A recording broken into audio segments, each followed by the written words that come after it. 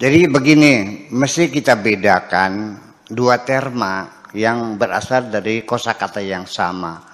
Yang satu namanya syukuran, yang kedua tasyakuran. Ini dua kata dipakai oleh ini. Nah, ketika saya diundang oleh orang untuk menempati rumah baru, acaranya tasyakuran menempati rumah baru. Jadi hampir jarang yang bilang syukuran tuh, tasyakuran kebanyakan.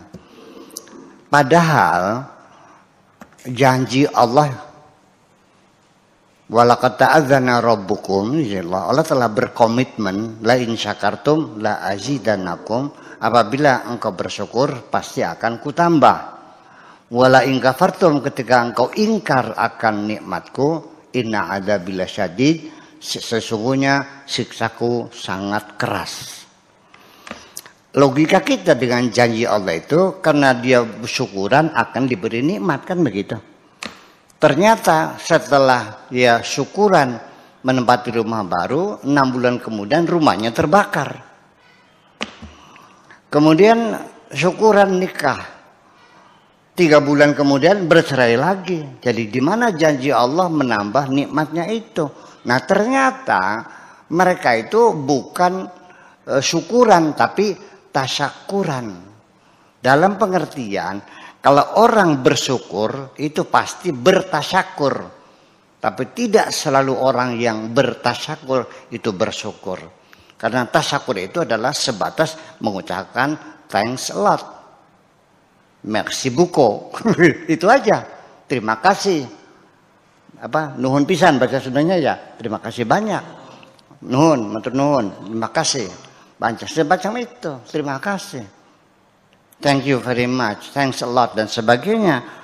Tetapi kalau syukuran itu adalah kondisi hati, bukan ucapan. Jadi artinya bisa saja orang itu tasyakuran tapi tidak bersyukur.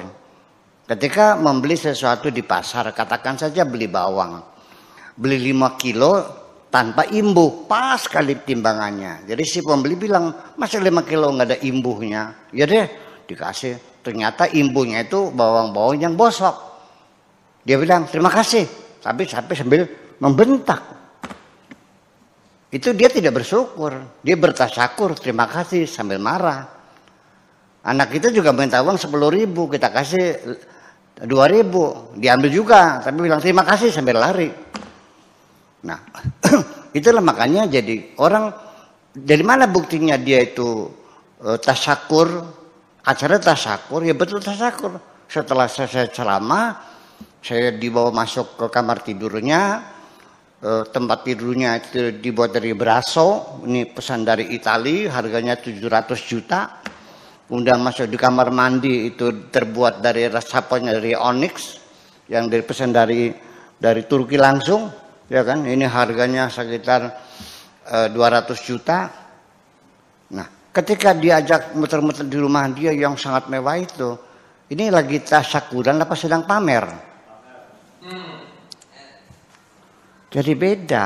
Nah, jadi ingin saya jelaskan secara mendetail di sini. Jadi bersyukuran itu salah satu unsurnya atau komponen syukur itu adalah mengucapkan terima kasih atau alhamdulillah, memuji Allah, itu salah satunya. Tetapi yang paling terpenting bahwa syukuran itu satu adalah pertama dia menyadari plus merasakan plus memahami plus mengetahui bahwa dia mendapatkan nikmat dari Allah. Itu satu. Memahami, menyadari, mengerti, mengetahui. Kalau seandainya Pak Afkar di bawah ranjangnya itu, di bawah tehelnya ada harta karun emas 10 kintal atau 1 ton, tapi tidak tahu, seneng nggak? Bisa bersyukur nggak? Ya enggak, karena nggak tahu. Atau juga kita tidak sadar. Berapa lama saya tidak pernah mensyukuri bokong. Nah, ketika kena bisul, 2 bulan saya nggak bisa duduk. lurus, miring begini. Ya Allah, baru sadar nikmatnya bokong seperti bantal permanen, duduk di mana saja empuk. Ya, jadi selama ini saya tidak mensyukuri punya bokong. Kenapa? Karena saya tidak menyadarinya. Banyak seorang perempuan dapat suami yang soleh, sangat-sangat soleh sekali, dia ngelus dada setiap hari, marah-marah terus. Masya Allah. Setelah mati dia baru sadar, oh jadi suami saya itu waliullah. Ya terlambat persoalannya.